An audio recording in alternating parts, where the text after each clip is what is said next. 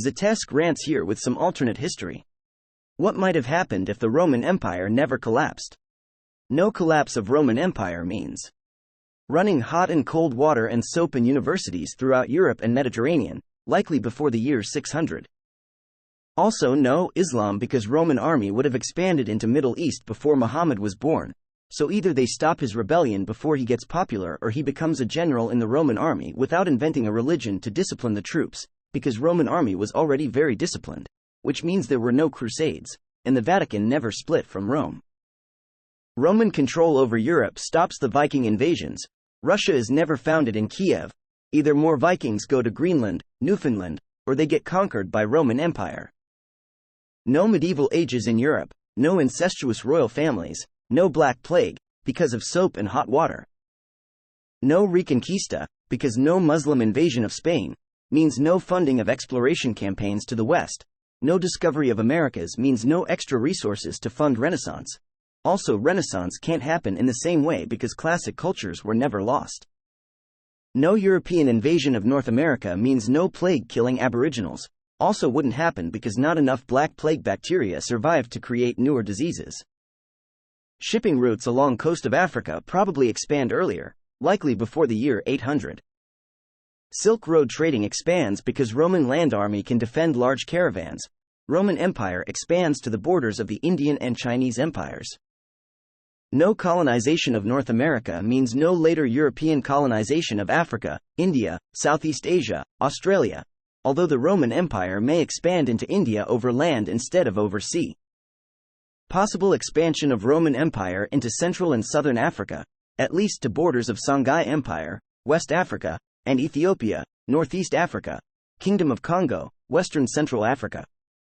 More European interaction in Central Africa likely means earlier development of treatments and protections against diseases like malaria and Ebola. No colonization of North America means Mexica Aztec Empire grows and expands to include Mayan cultures. Aztec Empire expands to borders or Inca Empire in Ecuador and Comanche Empire in central USA. Without the bottleneck of foreign disease to shrink their population, Aztec cities continue to rival the populations of Spanish cities from the same time period in our timeline, which would be much lower than the Spanish city populations in the unfallen Roman Empire due to the reduced impact of the plagues. The Iroquois Haudenosaunee Empire expands to include northern USA and central and eastern Canada, unless occupied by Vikings. The Inca Empire expands into Brazil and Amazon rainforest, as well as Chile, Argentina along the mountain range which they had been expanding upon in the 1300s. The Mongolian horde is defeated by Roman army in the 1200s or earlier, which means the Mongolian horde doesn't have the plundered resources to use in their war against China's Jin dynasty. China uses the extra resources and manpower, from not having to fight Mongolians, to conquer Southeast Asia and Japan instead of being rebuked. Kingdom of Congo either gains strength from trade with Roman Empire and expands south to defeat Zulu or gets conquered by Roman Empire. Sex slave trade across Sahara doesn't happen, replaced by concubines within the empire. Transatlantic slave trade doesn't happen, since there are enough laborers there. English is never invented because the British Isles are never isolated from the empire. Latin never dies out. North Asian places remain unconquered by non-existent Russia and defeated Mongolian Empire. China probably finds North America before Roman Empire does, due to their expansion into the Pacific Ocean. Depending on which century this happens, the more unified empires may be able to prevent colonization. It is unclear what technology changes would happen within the empire or due to trade with the empire. The Silk Road trading could have led to earlier invention of gunpowder and explosives.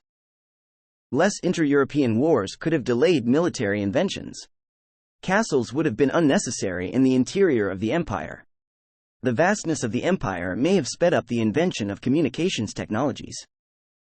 If enough people enjoy this alternate history, I'll make a follow-up video diving into the technological implications, rather than focusing mostly on population and geography. Like and subscribe.